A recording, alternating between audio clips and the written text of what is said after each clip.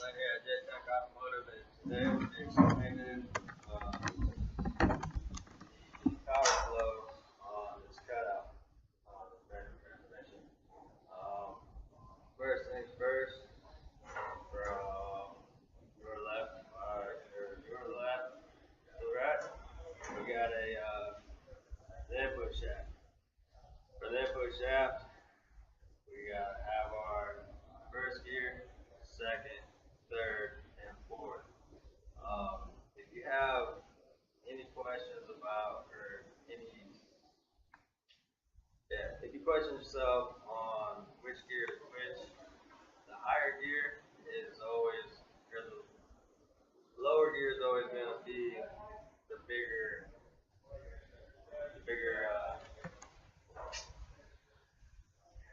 what would you call it?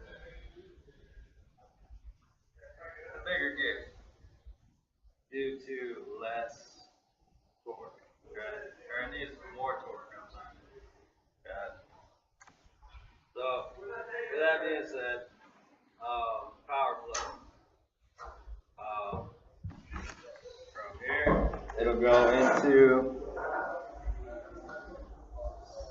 your driven gear to your drive gears, okay?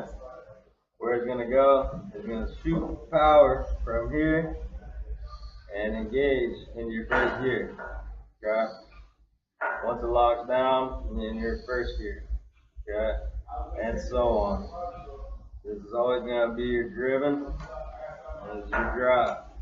So if you're in second gear, it's gonna shoot down into here and interlock for second gear and so on. Third.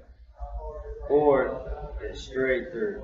Okay, it's always gonna be straight through, in and out.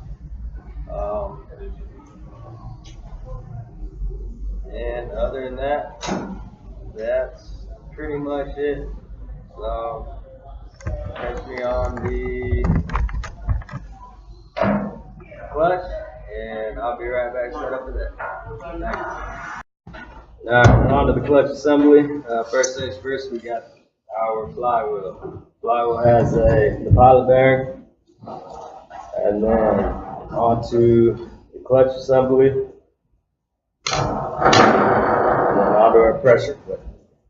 That sits just like that, and then we got our fork. What this does with the pilot bearing, what this does is get it thrust bearing. I'm sorry. What it does is it can either be driven hydraulically or levered, and pivot point would be right here, I believe. And what this does is it takes pressure off the pressure plate to take pressure off of the clutch assembly. Yeah, long story short, that's how it operates, and those are the parts to a clutch assembly. All right.